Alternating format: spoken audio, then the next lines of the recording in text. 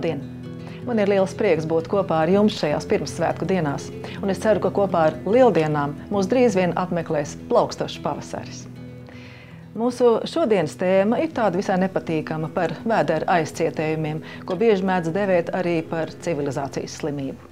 Mani sarunas biedri ir gastroenterologs profesors Anatolijs Danilāns un Elvim produktu menedžeri un daktere Ināra Veikšina.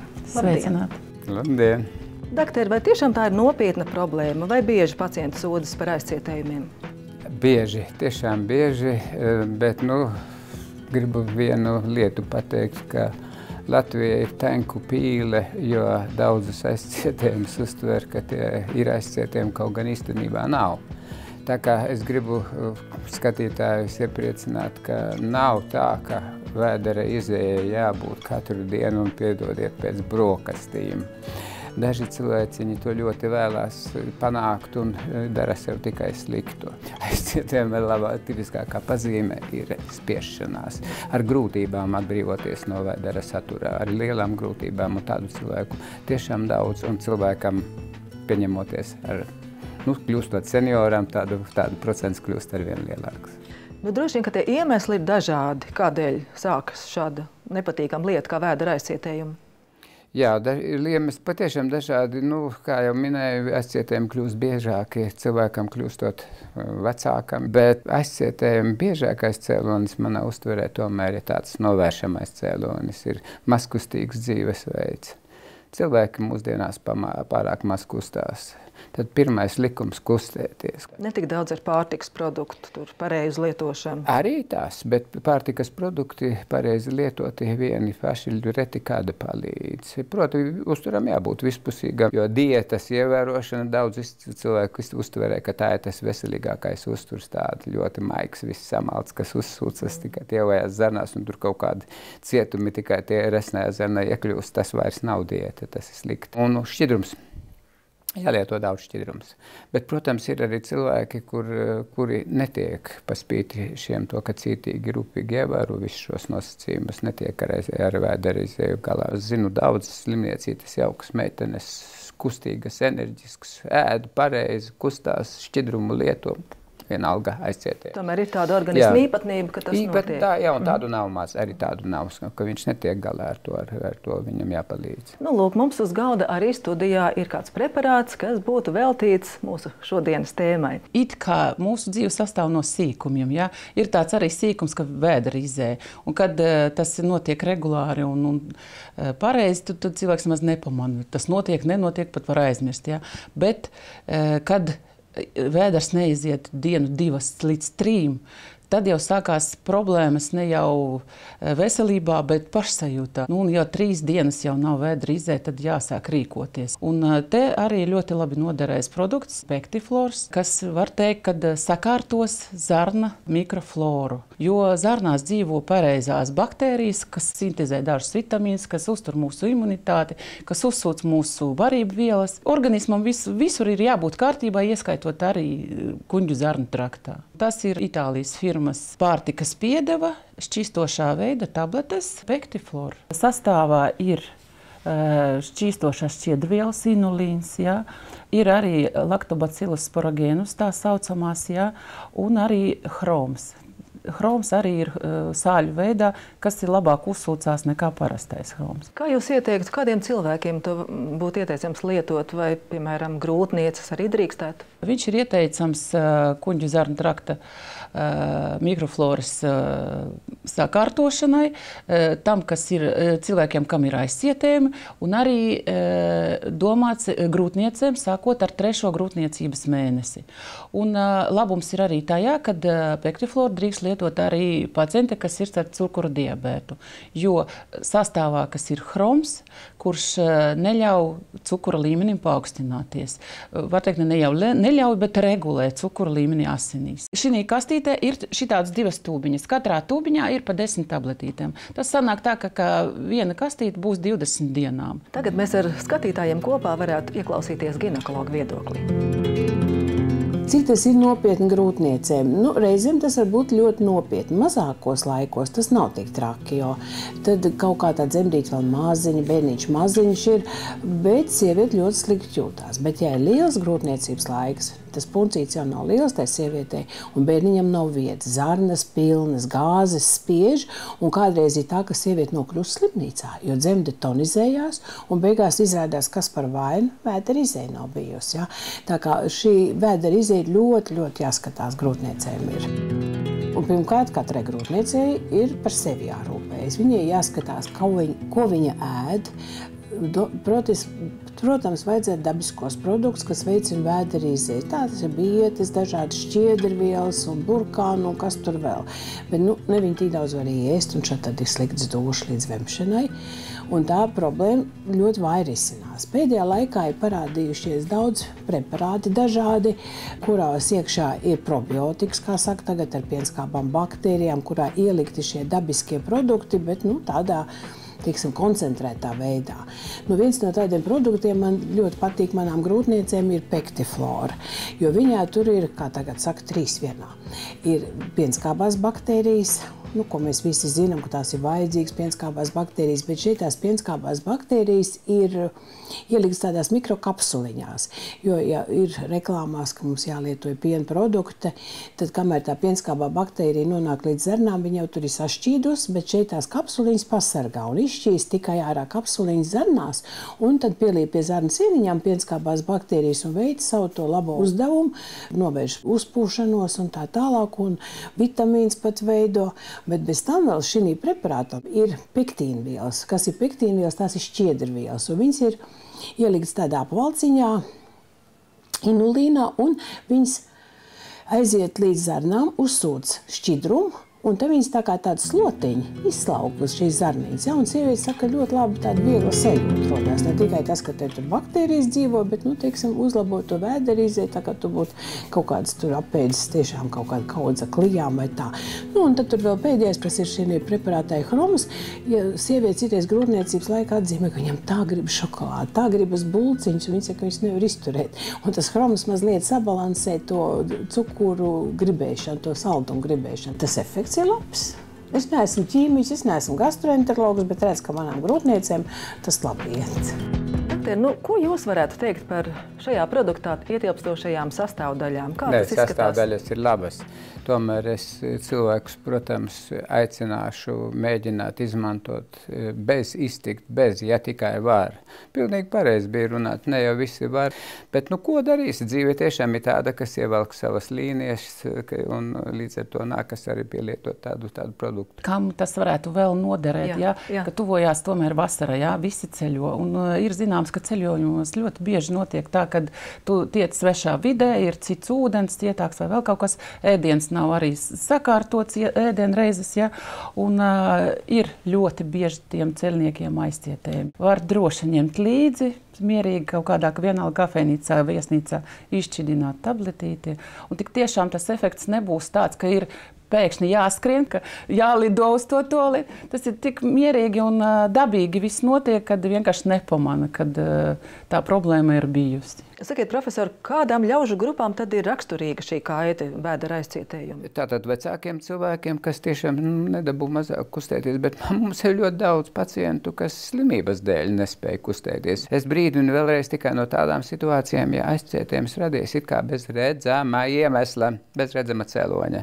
Protams, ja cilvēks mainīs dzīves stiloni un pēkšņi kaut ko tur sācis regulēt un tāpēc radies aizcietējums, tad tas nav tik bīstami. Tā kā aizcietējumi iemesli ir ļoti dažādi. Es jau minēju jaunās sievietes, kas ir tur ģenētika, pārmantotība un neko citu neizdarīs, kā tikai palīdzēt dzīves kvalitāti uzlabot ar preparātiem. Varbūt nevienmēr tie aizcietējumi ir tādi nevainīgi, un varbūt gala rezultātā var arī kas bīstams izveidoties. Es jau tāpēc arī vairāk kārt pieminēju, ka bīstami tad, ja aizcietējums nebija un viņš pavecāka gada gājuma cilvēkam sāk parādīties.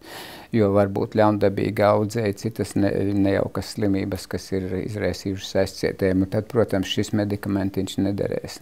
Tad īsākumā jāizmeklē, jāpārbauda. Un, ja tiešām aizcietējums, kā mēs sakām, ir bez tādām nav to izraisījusi bīstama dzīvībai, bīstama slimība, protams, tad var lietot bez bažām. Labi, paldies par to, kā nācāt un pastāstījāt par šādu iespēju. Bet raidījuma turpinājumā par kādu līdzekli, kuram būtu jābūt katrā mājas aptieciņā, un tā pielietojumu var atrast jebkurš ģimenes loceklis. Kompānija Medex Swiss Latvijas tirgū piedāvā jaunu produktu cinkoskinu, tiksatropo suspensiju aerosola formā, kas ir izgatavots saskaņā ar stingriem Šveices kvalitātes standartiem. Cinkoskina sastāvā ir cinka oksīda mikrodaļiņas, kas absorbē lieko mitrumu, kurš rodas uz ādas virsmas un tam piemīt pretmikrobu iedarbību. Sastāvā ir arī vielas, kas veicina ādas reģenerāciju un makro un mikrobrūču dzīšanu. Pārsvarā mums arī pēc mašīnas braucieniem, kad mēs kaut kur braucam, tad mašīnā sakars, tad kā tas kombinezons mugurā, un ceļš ziemā tas ir aktuāli. Un vasarā, kad ir karsts, tad mēs arī pēc pliki braucam. Kāds paliekam paladziņā apakšā un tā braucam. Nu tā, un vēl, protams, kad arī tāds šķidrāks vēders, tad ar pēc tā ir, kad ja vairākas reizes dienā, tad ar kaut kā iekaist. Tāpēc pēc katras reizes tomēr vajag kaut ko uzsmērēt, lai tā nebūtu, vai ne? Ļoti bieži nāk pieņemšana, taisām pamperē vaļā, un turpat krēms ir uzlikts tā, ka pat krociņas līdz šim vēl var atrast krēmu. Nevis apstrādā ar plānu slānīti, bet uzliek tā riktīgi, ka arī ādiņa vēl sliktāk elpo. Tagad parādīs jaunas formas, kuri nav krēmveidīgi, kuri ir spreji. Manuprāt, viņam ir priekšrocība sevišķi, ja dubsīts ir kairināts. Ja kad dubsīts ir kairināts, bebīšiem pat sāpīgi pieskārieni jebkuri dubša rajonā. Tā mēs vienlaicīgi sasmirdzinām un efekts ir daudz vieglāk mazulim. Sakrātīsim bišķiņ, taisīsim vaļā. Nākam pie maziņā. Jā. Vienkārši izmēģinām. Teoretiski var ierivēt, bet parasti mēs neiesakam rivēt. Mājas apstākļos no sākuma dibentiņu jānomazgā un jānosūtīnā un pēc tam jāapstrādā. Labāk būtu, lai tomēr dibentiņš bišķiņ paelpotu un neuzreiz likt autiņbiksītes virsū. Cinkoskina tiksatropo suspensiju izmanto, lai koptu un ārstētu zīdaiņu ādu zem autiņbiksītēm, lai koptu tās ādas daļas, kas pakļautas pastiprinātai svīšanai, piemērots māmiņām, kurām noberzumu rezultātā zem krūtīm rodas izsitumi, cilvēkiem ar lieko svaru, kuriem ādas krokās var rasties izsitumi. Cinkoskina aerosolu var izmantot arī guļošu pacientu aprūpē, kā profilaktisku līdzekli cīņai ar izgulējumiem.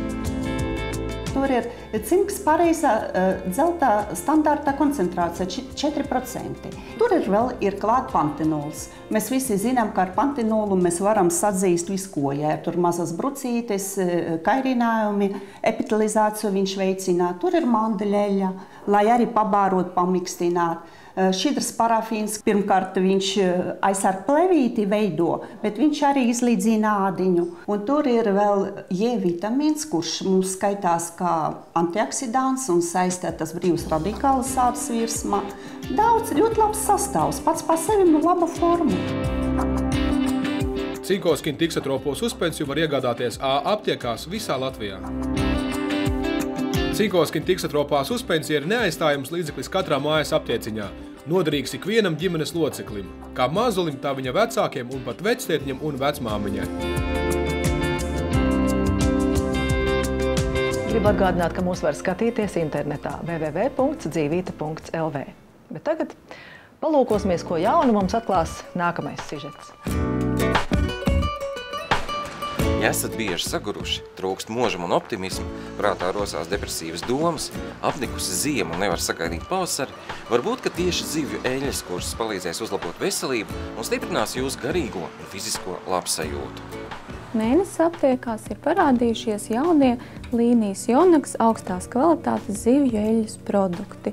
Ir pieejami 3 produktu veidi, 2 šķidrie veidi, viens ar citronu garšu un viens ir parasto garšu, kā arī zivju eļļa kapsulās. Zivju eļļas sastāvā ir omega-3 nepiesātinātās taukskābes, no kurām izšķir 3 galvenās – eikazopentēna skābe, dokozoheksēna skābe un alfa-linolēna skābe. Alfa-linolēna skābe cilvēks var uzņemt ar augu valsts produktiem, bet attiecīgi EPS un DHS ir tikai jūras zivīs un citās jūras radībās, kā roņu, vaļu un vēžveidīgo gaļā. Ēdot zivis reizi 10 dienās, cilvēks saņem tikai aptuveni 20% no nepieciešamo omega-3 taukskābi daudzumu, bet ja cilvēks uzturā zivis lieto 2-3 reizes nedēļā, tad viņš saņem apmēram pusi no šo nepieciešamo taukskābi daudzumu. Mēs iesakām lietot zivju eļļu nepārtraukti visi vecuma cilvēkiem, gan bērniem, gan pieaugušajiem. Zivju eļļas lietošanai nav ierobežojumi. Tos droši bez ārsta uzraudzības var lietot visu gadu garumā. Gan bērni, gan arī pieaugušie cilvēki. Tieši labā un augstvērtīgā zivju eļļā esošās omega-3 taukskābes palīdz organismam cīnīties ar nomāktību, depresiju un tautā tā sauktajām ziemas skumjām. Uzlabo smadzeņu apgādi ar asinīm, stiprina atmiņu, paaugstina koncentrēšanās spējas, stiprina imunitāti, kas jo īpaši svarīgi gada laiku maiņas brīžos. Iedarbības spektrs ir visai plašs jebkuram cilvēku vecuma diapazonam. Zivju eļļa ir veselīga gan lieliem, gan maziem, jauniem un veciem. Zivju eļļa, ko mediķi mēdz dēvēt pat par savdabīgu jaunības eliksīru, bagātīgi satur arī A, E un D vitamīnus, kas ir ļoti nepieciešami pilnvērtīgām mūsu organismu funkcijām, it sevišķi bērniem. Omega-3 nepiesātinātās taukskābes nodrošina nervu šūnu, acu tīklenes, sirds un smadzeņu attīstību un funkcijas. Līdz ar to ginekologi sievietēm grūtniecības laikā regulāri iesaka lietot zivju eļļu, lai gaidāmajam bērniņam pilnvērtīgi attīstītos visas orgānu sistēmas. Bērni ir iecienījuši arī zivju eļļu ar citronu garšu, jo viņai ļoti patīkama citronu garša, līdz ar to ir ļoti vienkārši un droši uzņemt nepieciešamo omega-3 nepiesātināto taukskābi daudzumu. Zivju eļļa samazina holesterīna līmeni asinīs, kā arī uzlabo asinsvadu stāvokli. Viņa uzlabo asinsvadu tonus, līdz ar to preventīvi pasargā cilvēku no infarkta riska. Zivju eļļa palīdz arī cilvēkiem stiprināt sirds sistēmas. To var lietot, lai neveidotos ateroskleroze un nebūtu insulta risks. Zivju eļļu iesaka lietot gan ārstniecības nolūkos, gan arī profilakses nolūkos, lai pasargātu cilvēku no osteoporozes un kaulu lūzuma risku. Zivju eļļa tajā esošās nepiesātinātās taukskābes palīdz saglabāt kaulu elastību. Un vēl omega-3 taukskābēm piemīt pretiekaisuma darbība, kas sargā organismu no ļaundabīgo šūnu veidošanās, kā arī zivju eļļas lietošana labvēlīgi ietekmē ādas un gļotādas veselību, dara ādu elastīgāku un skaistāku.